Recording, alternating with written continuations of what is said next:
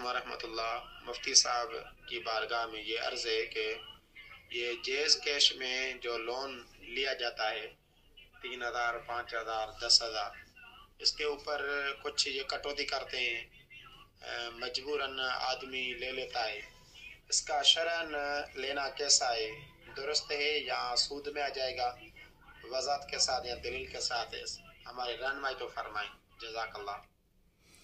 वालेकुम सलाम व रहमतुल्लाहि व बरकातुहू। जैस अकाउंट से जो लोन लेते हैं, क्या ये सूद में तो नहीं आ जाएगा? देखिए, मैं इसके मतलब एक बात वाज़ेह कर दूं कि अगर आप लोन लेते हैं मिसाल के तौर पे 1 लाख रुपया, तो आप 1 लाख रुपया ही वापस करते हैं, तो ये कर्ज़ हसना है।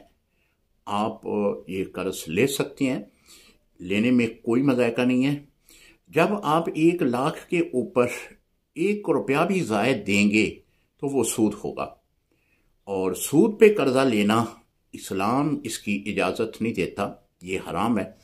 अगर जैज़ अकाउंट में भी यही सूरत है कि आप 5,000, 3,000, 1,000 जितना भी वो आपको कर्जा दें, उसके अलावा भी आपसे कोई रकम की कटौती करते हों, तो ये सूद है, और सूद पे कर्जा लेना ये हराम है।